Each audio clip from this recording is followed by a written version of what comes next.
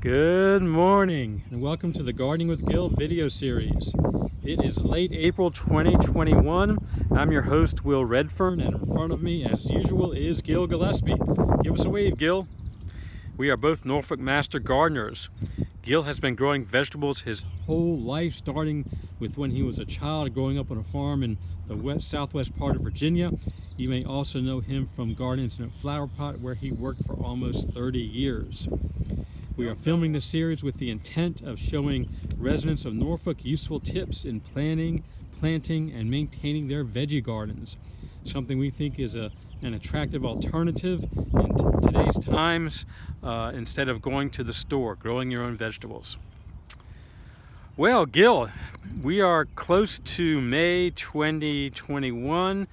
We are in the East Ocean View Children's Garden, where we're close to May. We're in April. We are close to May.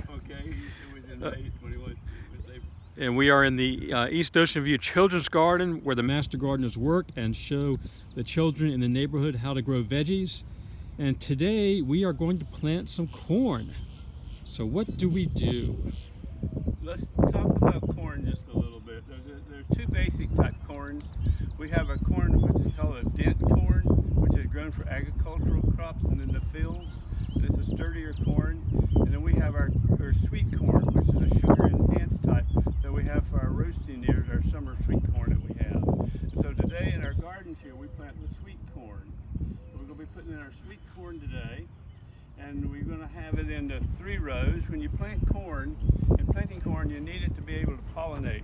Usually corn is planted in blocks or in circles, but we're going to be planting long rows here, which will almost be like a block, because when the corn is planted in a single row, when the wind blows, the tassels will go and the seeds will go on both sides, but they need to fall down to hit the silks on the corn. So if you plant 3 rows or in a block or a circle, then when the wind blows, it gets pollinated either way that it goes. So we're putting ours into 3 rows so it will self-pollinate, can pollinate well either way the wind blows. And today we got our 3 rows laid off, and in the middle you'll see 3 pots that we have setting up in here. I like to do companion planting, and the Indians did their squash and corn together, and we do the same thing now because it makes a nice companion plant. So I'll be putting in my butternut squash in these pots that you see in the row, but that won't go in until later on when it warms up a little bit more this spring. But today we're actually going to put in our sweet corn. And Gill, these pots look like they're going to be some Gill's Hills in there, right? That's right. They'll be in Gill's Hills, okay, later on. And so the vines from the squash can grow underneath the corn and keep it covered with a little covering up for the moisture conservation. And today we're going to be planting our sweet corn. And this is a mixed kernel corn. This is called butter and sugar because you're going to have 2 colored kernels on it. Makes a nice corn. And so we're going to put these in.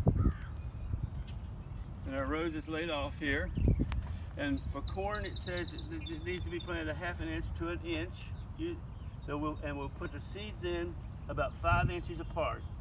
So they give each space for the kernels, the stalks to germinate.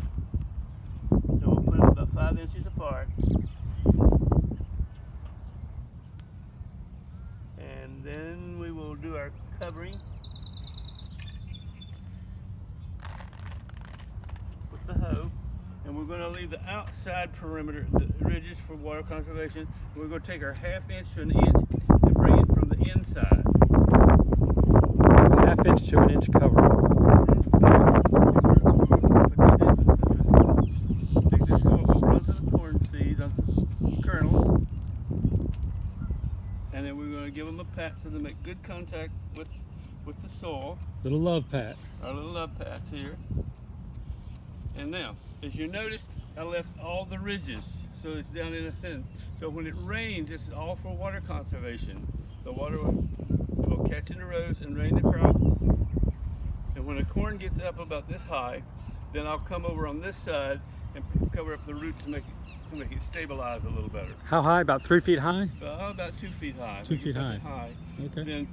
Then I'll take this ridge and pull it over to cover up the roots of the corn so it'll stabilize better and hold the corn up. But for now, we leave the ridges so it gets the moisture. Okay, that is corn, sweet corn. Thanks, Gill.